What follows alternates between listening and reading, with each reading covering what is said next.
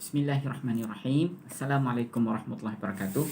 Tuan-tuan dan puan-puan yang dirahmati Allah sekalian, hari ini kita sambung lagi pengajian kita. Kita hari ini sebenarnya berada di video yang ke-109 109. Maknanya lagi tak banyak lagi video yang tinggal ya. Tuan-tuan dah sampai pada peringkat akhir. Sebab sekarang pun kita buat latihan untuk latihan penuh ya, untuk semua pengajian yang pernah pun tuan-tuan jalani bersama dengan saya ya. Baik. Hari ini kita nak bahas tentang kalimat haraf. Macam mana tuan-tuan nak buat latihan sendiri ya. Mudah aja sebenarnya.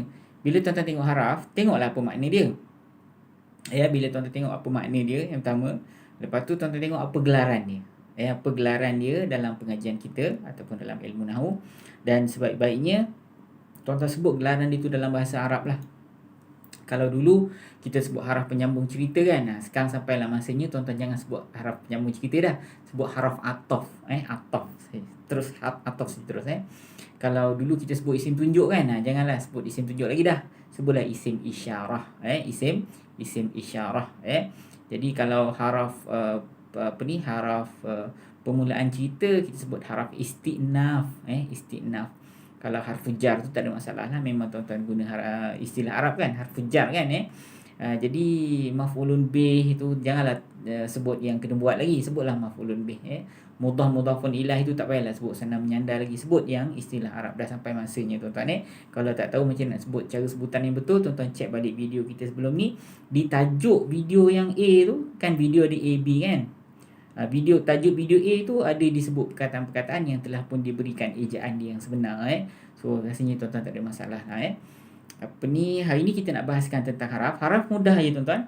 Macam mana saya sebut tadi.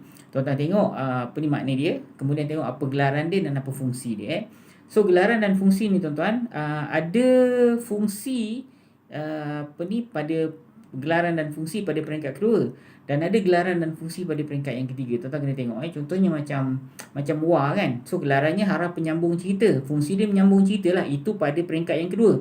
Tapi pada peringkat yang ketiga, haraf atof ni sebutannya haraf atof juga, tapi fungsinya ada tau. Fungsinya berbeza kalau peringkat yang ketiga. Fungsinya menyamakan baris kalimat sebelum dan selepas yang sama kategori. Tidak setiap kali tuan-tuan jumpa waw atof tu dia berfungsi begitu tapi itu fungsinya jika sekiranya perkara itu terjadi. Kalau diperlukan dia tu untuk menyamakan baris kalimat sebelum dan selepas, dia kena sempurnakan tugas dia tu. Bukan wa sajalah, fa pun sama juga fa ataupun summa pun sama juga Jadi kalau anda kata tuan-tuan jumpa saja, sebut gelaran dan fungsi daripada peringkat yang pertama, peringkat yang kedua, sebut gelaran dan fungsi daripada peringkat yang ketiga juga Peringkat yang kedua contohnya macam haraf atof, kerja dia atof lah, menyambung cerita. Tapi peringkat yang ketiga, haraf atof, kerja dia menyamakan baris kalimat sebelum dan selepas yang sama kategori. Macam tu So dia ada kerja daripada peringkat yang kedua dari sudut makna saja, menyambung cerita Tapi kalau peringkat yang ketiga, kita terus masuk hal nahu. Nahu ni dia hal yang berceritakan tentang baris tuan-tuan Bila cerita tentang baris, yang kadang dia membaris bawah macam haraf nasab an lan idan kai tu kan, an lan idan kai. Bila tuan-tuan tengok an tu maknanya bahawa kan. Yang tu kalau tuan-tuan nak sebut di peringkat yang kedua, an tu tak ada ditulis di situ pada peringkat yang kedua, kita terus sebut dia sebagai haraf nasab saja. Haraf nasab kerja dia apa? Menasabkan fi'il mudhari' selepas dia. Begitu juga dengan haraf jazam kalau haraf jazam ni tuan-tuan jumpa pada peringkat yang kedua, katalah kita ambil la la tu maknanya apa? Jangan. Itu haraf nafi ke haraf cegah? Itu haraf cegah, haraf nahi. Haraf nahi. Fungsi dia apa? Mencegah lah fungsi dia mencegah, nahi lah fungsi dia. Tapi pada peringkat yang ketiga, dia ada gelaran lain.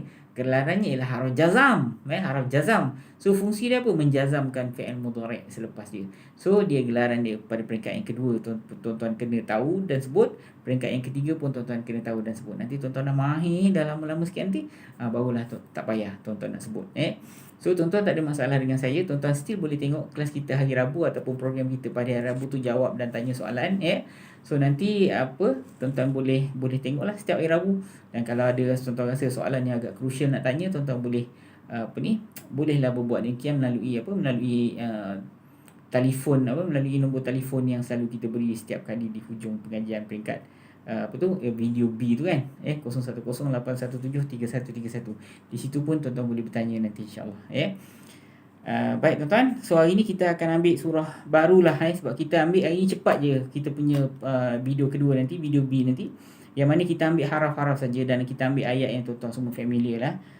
Surah At-Tin A'udzubillahi minasyaitonirrajim. Bismillahirrahmanirrahim.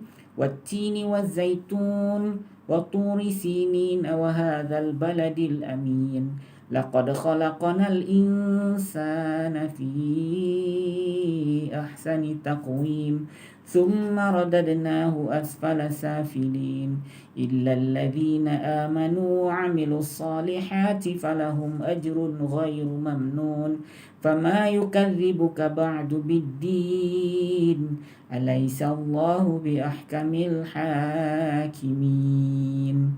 Baik, tuan-tuan tengok, kita ambil haraf. Hari ni kita jumpa haraf permulaan cerita ada, haraf penyambung cerita ada, haraf sumpah pun ada, qasam, haraf istisna pun ada, haraf pengecualian, haraf jar pun ada, so dan haraf tanya pun ada, haraf istifham pun ada.